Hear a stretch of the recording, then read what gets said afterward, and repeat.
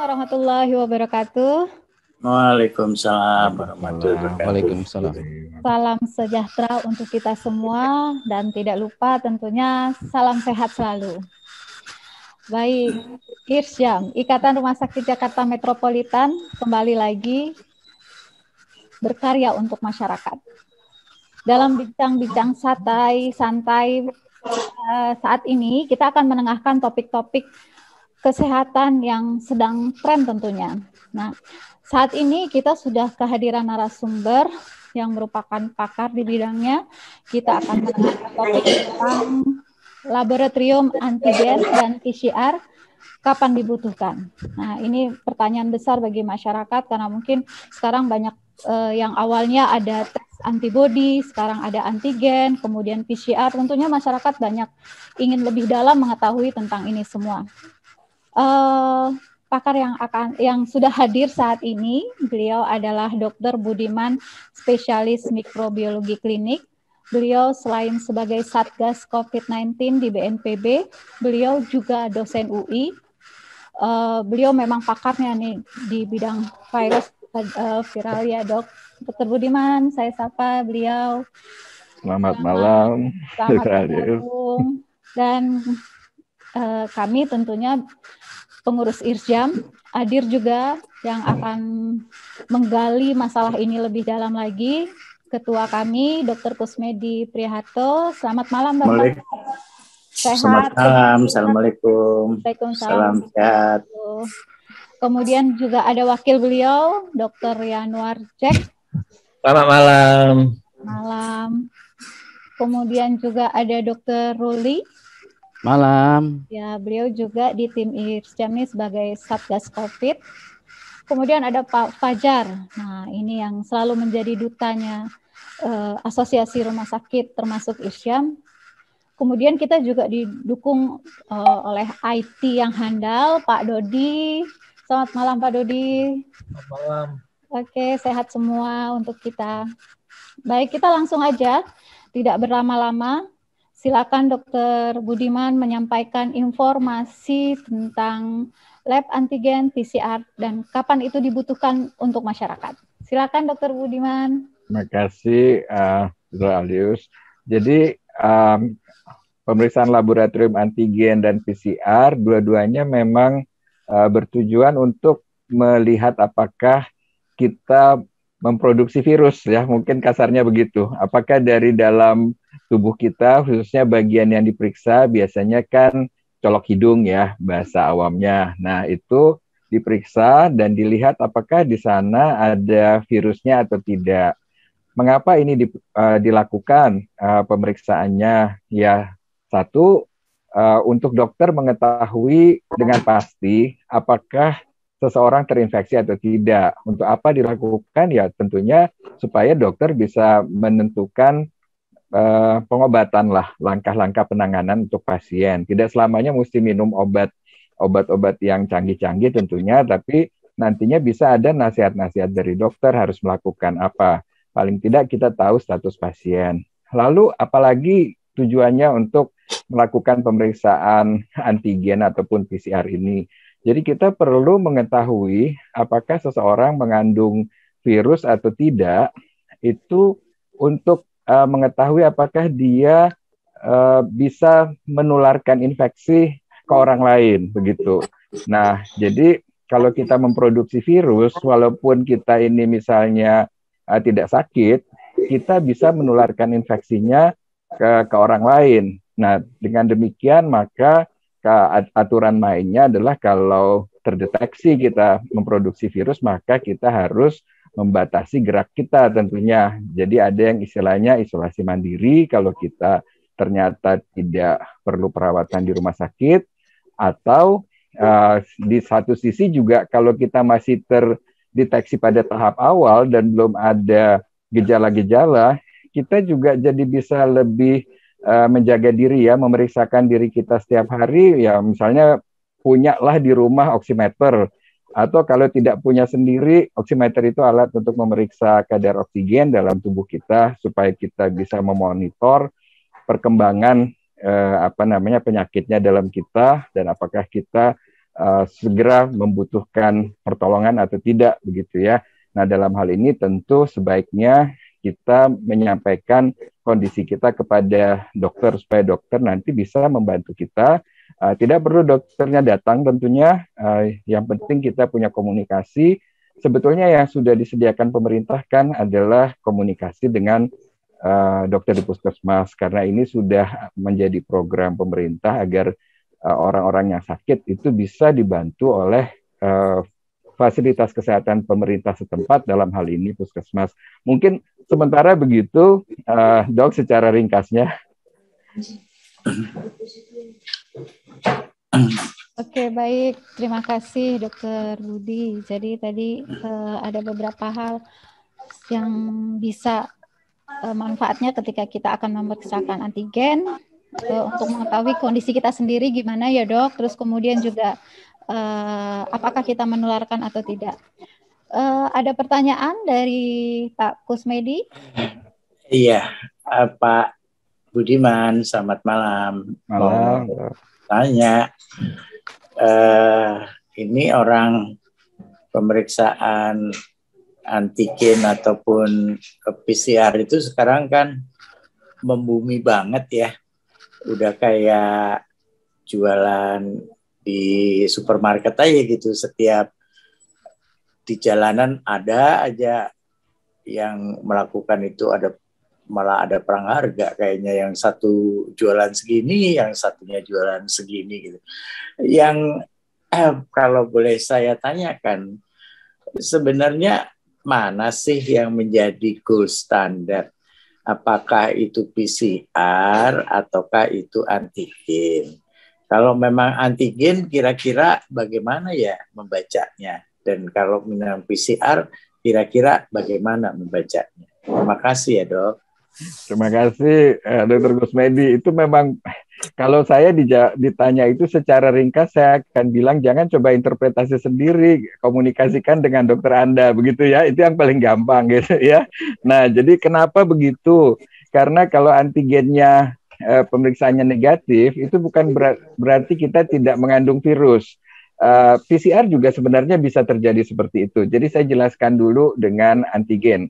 Antigen memang tidak sesensitif PCR. Jadi antigen itu hanya bisa mendeteksi keberadaan virus dalam tubuh kita hanya dalam jangka waktu tertentu sejak kita mulai sebetulnya memproduksi virus. Jadi sejak kita terinfeksi, itu tahap-tahap awal kita terinfeksi itu sebetulnya kita sudah bisa menularkan ke orang lain gitu. Nah, tapi antigennya bisa negatif kalau diperiksa.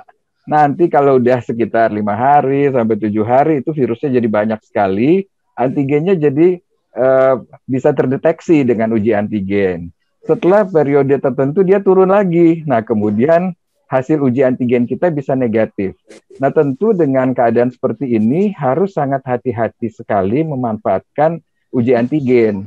Sebetulnya uji antigen itu kita lakukan misalnya akan sangat bagus gitu ya untuk bisa melakukan tindakan cepat. Kalau saya sendiri sih pribadi merasa untuk di rumah sakit itu kita jadi cepat mengetahui seseorang terinfeksi atau tidak.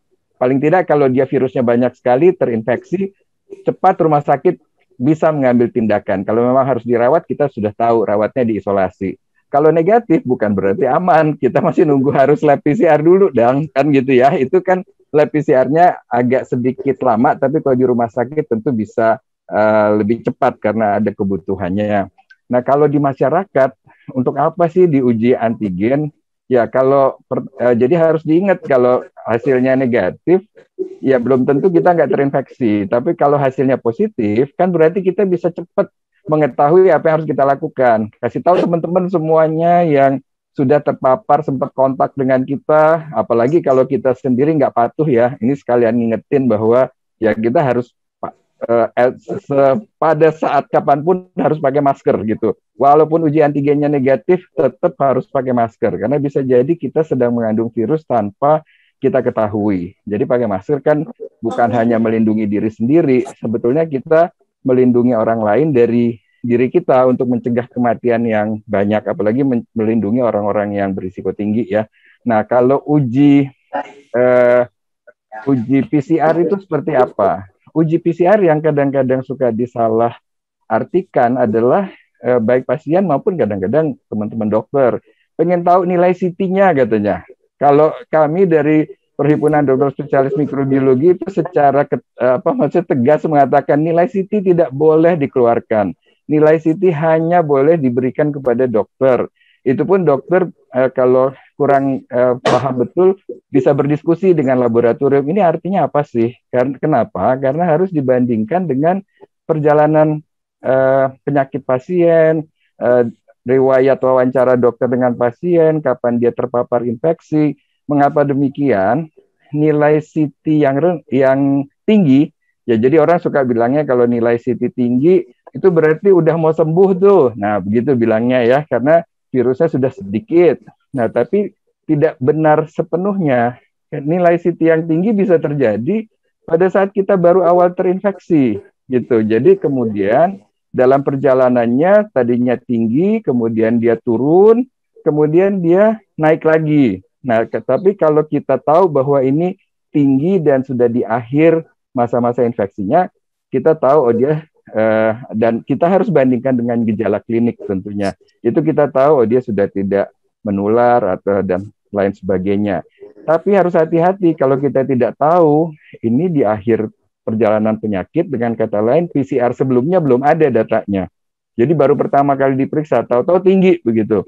Nah, ada keadaan ini kebetulan suaminya sejawat kita juga. Pada waktu diperiksa nilai CT-nya tinggi dan nggak ada gejala. Kalau langsung kita bilang, wah ini udah aman nih, nilai CT-nya tinggi. Tapi untung sejawat ini adalah dokter ahli mikrobiologi klinik gitu. Jadi beliau hati-hati, tetap disuruh pakai setiap hari diperiksa oximeter. Betul. Seminggu kemudian yang terjadi adalah tiba-tiba suaminya turun saturasi oksigennya ke 90 dari tadinya tinggi. Nah ini kan berbahaya. Bayangkan kalau sejawat, sementara suami tersebut tidak merasakan sesak. Jadi apa yang kita tahu sebagai happy hypoxia. Untung ini adalah dokter, suaminya dokter gitu ya, dan dia tahu apa yang harus dilakukan. Jadi begitu turun CT-nya, walaupun suaminya tidak merasakan sesak, harus rawat rumah sakit. Betul, nggak berapa lama di rumah sakit, turun terus CT-nya, oksigennya, tapi kan sudah dibantu ya dengan bantu napas segala macam di rumah sakit. Syukur bisa terselamatkan. Pada waktu itu kebetulan COVID tidak sedang booming seperti ini, jadi beliau bisa dapat fasilitas perawatan. Nah, tapi ini ada pelajaran kan kepada sejawat sekalian, kepada kita masyarakat juga, bahwa harus hati-hati dengan nilai CT. Cepatlah kalau periksa PCR, apapun hasilnya laporkan kepada dokter Anda atau laporkan ke puskesmas terdekat. Mungkin pesan saya begitu. Dan juga cari orang-orang yang kontak dengan kita, siapa tahu kita telah menularkan infeksi ke orang lain. Infeksi. Wah, bahaya juga ya, Dok. Artinya kan orang selama ini yang paling banyak karena dia murah dan hasilnya cepat, orang sering menggunakan antigen. Padahal tadi antigen negatif itu belum tentu negatif. Kalau antigen positif, udah pasti positif. Nah, tetapi ketika yang paling berbahaya adalah ketika orang itu sudah isolasi mandiri, misalnya katakan 7 hari atau mungkin 10 hari, kemudian dia memeriksa lagi antigen, padahal tadi disebutkan bahwa antigen bisa negatif, terus ke positif, bisa negatif lagi ya. Artinya bisa saja pemeriksaan negatif yang dipakai sebagai monitor itu ternyata belum negatif ya. Jadi berbahaya juga, dia masih bisa menularkan kemana-mana juga kan terhadap kondisi yang ada pada dia ya. Baik, terima kasih ya Dok. Mungkin teman-teman ada yang mau tanya tentang hal ini lagi. Iya. Silakan Bu Alius. Saya Bu Alius ya. Oh, silakan Dokter Ruli. Selamat malam, Dr. Budiman. Malam Dok. Iya, ada beberapa pertanyaan nih. Pertama yang saya ingin tanyakan, kan ada pemeriksaan dengan nasal dan orofaring gitu ya. Mana sih sebaiknya dilakukan, dua-duanya atau salah satu saja cukup untuk memastikan bahwa ya udah positif nih gitu. atau memang harus dua-duanya? Itu yang pertama. Yang kedua, ini ada pertanyaan nih, kebetulan adik saya suami istri terpapar. Pertama suaminya dulu dia terpapar bergejala, terus bisa antigen positif. Kemudian selang beberapa hari istrinya bergejala. Ketika diperiksa selang berapa hari ya, seminggu mungkin suaminya diperiksa PCR negatif, tapi istrinya justru yang positif. Dia tanya kenapa ya? Kalau saya sih jawabnya sederhana, false negatif, tapi saya bisa tidak lanjut menjelaskan berikutnya. Tolong beliau mungkin menjelaskan. Ini pertanyaan, kebetulan pertanyaan tadi itu. Kemudian tadi situ sudah terjawab ya. Antigen itu sebenarnya. Dok, saya boleh jawab dulu nggak? Oh iya, monggo. Takutnya lupa soalnya nggak bawa catatan. Ya, monggo. Jadi, tuh kan udah lupa. Yang pertama tadi apa, Dok? Nasal atau orofaring atau dua-duanya. Jadi itu memang tidak guidelines dari WHO, CDC juga menyebutkan yang jelas selalu kita berusaha nasofaring gitu ya. Nah, tetapi tidak dikatakan harus dengan orofaring. Tapi biasanya yang kita lakukan adalah kalau secara rutin, walaupun tidak mutlak begitu ya, kita ambil colok hidung lalu kemudian dari tenggorokan juga diambil. Yang itu ada yang colok 2 hidung, 2 lubang hidung, ada yang colok 1. Tidak pernah sepengetahuan saya bahwa harus dua-duanya. Tapi biasanya kalau mungkin kita mengurangi kemungkinan ada orang-orang yang swabber ya, pengambil swab itu yang mungkin nggak terlalu bagus ya. Kalau dia colok 2 kan kemungkinan kenanya benar gitu ya, seperti itu. Karena belum tentu hasil negatif itu hanya gara-gara laboratoriumnya, bisa karena pengambilannya juga yang ada bermasalah di situ. Itu mungkin satu ya. Kemudian yang kedua, ini menarik sekali yang Dr. Ruli bilang, itu kok ada orang terpapar, yang satu positif, yang satu harusnya dia yang sumbernya begitu ya, tapi kok negatif gitu ya. Nah, ini menarik nih, kebetulan saya sendiri baru positif COVID, Dok. Tertular dari yang paling susah itu kan keluarga sendiri ya. Jadi apalagi pada saat kita di meja makan, walaupun kami di rumah sudah berusaha untuk selalu menjaga jarak, tapi kadang-kadang anggota keluarga yang awam, yang bukan dokter, kurang paham, itu tiba-tiba bisa mendekati kita dari belakang dan mereka maskernya turunlah di dagu, sehingga saya kayaknya kena nafas dari kakak saya begitu ya.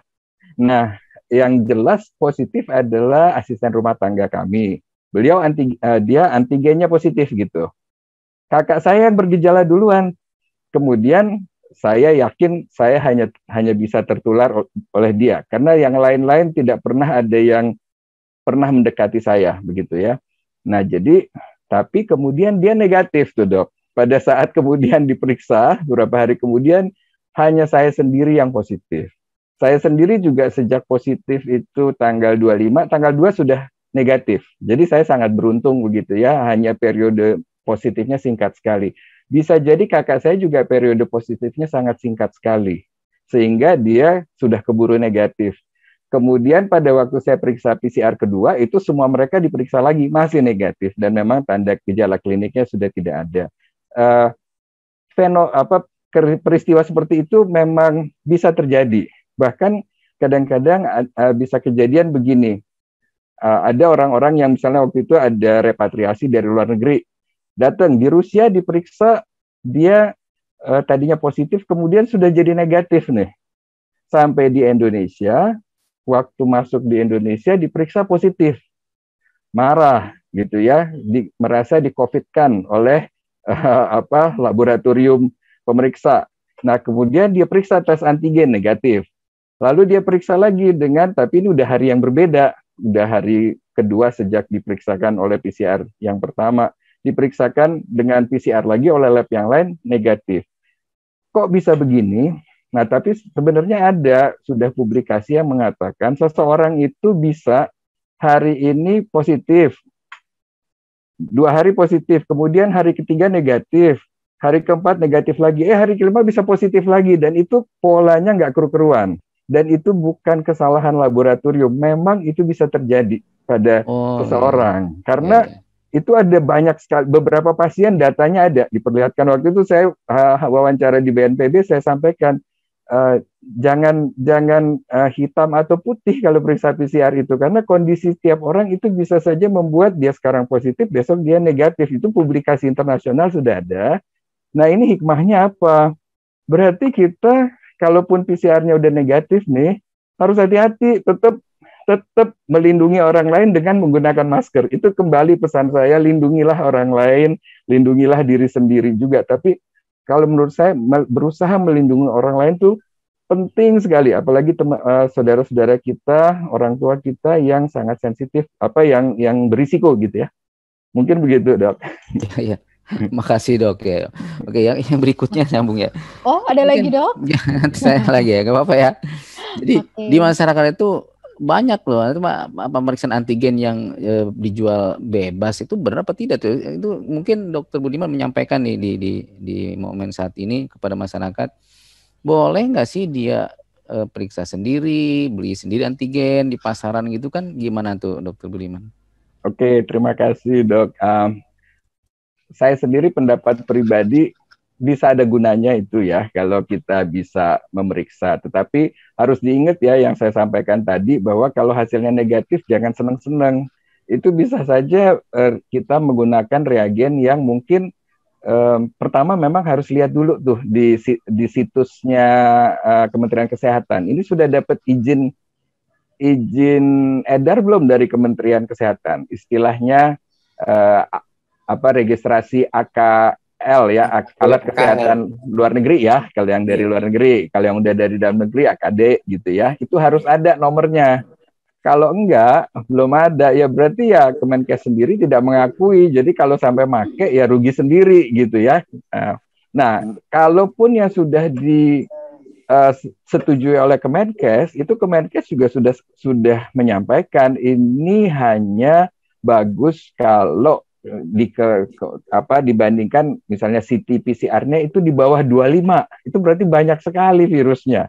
Kalau CT-nya udah di atas 25, bisa nggak terdeteksi. Sementara ingat yang saya sampaikan tadi, CT-nya tinggi, yang tidak terdeteksi antigen, tetapi terdeteksi dengan PCR, tapi CT tinggi itu bisa tahap-tahap awal infeksi, dan itu sangat menular sekali, begitu. Jadi jangan pernah bilang CT-nya tinggi itu sudah tidak menular lagi. Kalau tahap awal infeksi sangat menular karena antibodi kita belum terbentuk segala macam ya, dan antibodi seseorang itu baru terbentuk di atas 10 harian kurang lebih. Kalau pada saat antibodi terbentuk itu bisa memblokir virus. Tapi hati-hati lagi, jangan bilang di atas 10 hari pasti aman. Setiap orang itu berbeda-beda gitu. Ada orang yang antibodinya bagus, ada yang antibodinya jelek. Dengan kata lain, pesannya benar-benar jaga diri dan jaga orang lain gitu. Mungkin kurang lebih begitu, Dok, kalau ada yang ya, makasih banyak Dokter Budiman, makasih banyak. Monggo Dokter Budiman, sebentar mungkin saya menyambung pertanyaan tadi. Kalau ada orang yang begitu cepatnya dari positif negatif hanya dalam waktu berapa hari, itu sebabnya apa ya, Dok? Apa karena dia punya antibodi, atau memang dia sama COVID sudah kebal ya, Dok? Kemudian, Oke, ya, saya jawab yang ini dulu ya, Dok, boleh ya? Jadi boleh, Dok. Pertahanan kita terhadap COVID itu bukan hanya antibodi. Ada antibodi saja, ada yang namanya antibodi netralisasi gitu ya. Nah, tapi antibodi bukan hanya antibodi netralisasi juga yang membantu kita. Ada antibodi yang lain terhadap yang namanya antigen spike itu.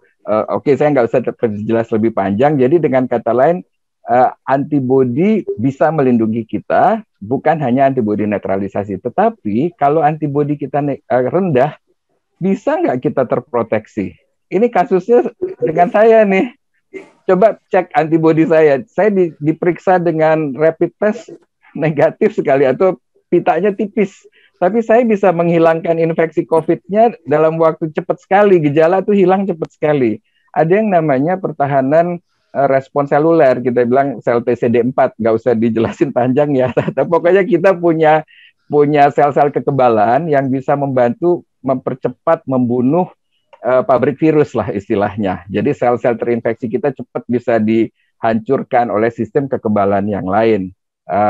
Mungkin begitu kali ya dok. Jadi antibodi nggak selalu bisa jadi patokan ya, walaupun bagus kalau punya antibodi netralisasi tinggi. Baik, saya kasih kesempatan pengurus lain, Pak Fajar biasanya, atau Dokter Yanuar dulu? Pak Fajar dulu kali, Pak Fajar dulu.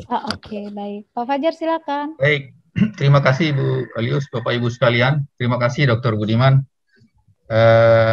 Pertanyaan pertama saya, kan masyarakat harus paham betul. Apa sih yang disebut itu kontak erat itu, Dok? Kalau kita di lingkungan rumah misalnya, seperti apa sih konteksnya kontak erat itu? Karena kan ini bisa macam-macam nih kontak erat ini. Mungkin itu dulu dok, nanti saya sambung pertanyaan berikutnya. Terima kasih dok, ini pertanyaan yang paling lebih cocok ke Dokter Kusmedi sebagai ahli epidemiologi. Nanti tolong koreksi ya dok. Jadi saya taunya pokoknya kalau kita jaraknya dekat kurang dari 1 meter itu kontak dekat gitu ya. Nah kemudian tadinya kita pakai patokan kontaknya sampai 15 menit. Apalagi kalau di ruangan tertutup. Tapi dengan beredarnya varian baru yang sangat infeksius, kita harus mulai mempertimbangkan kemungkinan-kemungkinan lain bahwa kontaknya cepat aja bisa. Apalagi kalau kita tidak pakai pelindung mata gitu. Kita tidak pakai pelindung mata, kita pakai masker, tapi ada orang lain yang nggak ngerti pakai masker yang benar. Maskernya turun, lalu kemudian kita kecipratan begitu. Apalagi kalau misalnya saya posisinya di bawah, ada orang jaraknya 1 meter sih, tapi dia lebih tinggi. Pada saat dia nyiprat itu lintasan cipratannya itu kalau saya di posisi lebih rendah bisa jadi jauh dok. Jadi saya bisa kecipratan gitu ya, karena kan dia jalan terus ke depan ya, dia turun gitu ya. Kalau langsung ke depan kita kan kalau 1 meter mungkin kita nggak kena, tapi kan dia turun ke bawah. Kalau ke bawah dia makin jauh gitu. Jadi saya bisa mudah kena kalau posisi saya lebih rendah, apalagi saya tidak pakai pelindung yang lengkap. Mata adalah tempat penularan yang sangat baik. Jadi dengan kata lain, saya ya berangkat dari pengalaman pribadi ya. Kakak saya rajin pakai masker, tapi maskernya turun. Saya kebetulan lagi nggak pakai kacamata, kena deh saya gitu. Hanya itu peristiwanya cepat sekali karena kami biasanya jaga jarak. Jadi kontak erat itu antara lain jarak, kemudian kalau kita bertemu orang yang tidak pakai pelindung terutama, nanti Dokter Kusmedi mohon koreksi, dan juga kalau di ruangan tertutup. Oleh karena itu ruangan tertutup harus kita hindari. Kan sekarang kan aturannya jangan lama-lama di ruang tertutup, sebaiknya jangan di ruang tertutup lah. Gitu. Baik dok, saya sambung boleh ya Bu Alius? Boleh, Dokter Kusmedi mungkin yang ahli epidemiologi mau menambahkan pertanyaan pertama dulu. Epidemiologi, tapi kebanyakan diskusi sama orang jadi ngerti gitu aja. Jadi yang menjadi masalah saat ini kita kan masih tetap ragu-ragu apakah dia itu droplet, apakah dia itu aerosol. Kemarin kan kita sudah membicarakan hal itu bahwa kalau aerosol berarti dia bisa terbang jarak sejauh apapun, dia bisa sampai ke sana. Jadi ya sudah, pada asalnya sekarang tempat menular itu kan melalui mata, hidung, dan mulut. Artinya itu betul-betul harus diselamatkan dengan proteksi apapun. Kalau saya sih berpikirnya seperti itu ya, supaya tidak menjadi sebuah perdebatan yang panjang. Masyarakat yang penting kita berikan keamanan untuk hal tersebut. Setuju dok. Ya, Pak Fajar silakan pertanyaan kedua. Satu lagi dok, kalau seperti kasus Dokter Budiman tadi, misalnya kan salah satu anggota keluarga, artinya di keluarga itu kita biasalah nama keluarga kan pasti kontak erat terus ya. Artinya saya udah enggak loh dok. Oh, iya, saya udah enggak, tapi tetap kecolongan bisa itu. Makanya saya tadi sampaikan mindsetnya itu harus punya mindset melindungi orang lain. Nah anak-anak tuh paling susah kan. Ya. Ya. Jadi gini dok, kalau salah satu anggota keluarga misalnya 5 orang lah gitu, misalnya dalam keluarga, 1 positif tanggal 1 Januari misalnya 1 Juli positif misalnya gitu. Nah, kapan itu waktunya anggota keluarga yang lain itu harus dites PCR. Untuk kan katanya tes PCR itu akan efektif pada saat dia diperiksa, pada saat itu.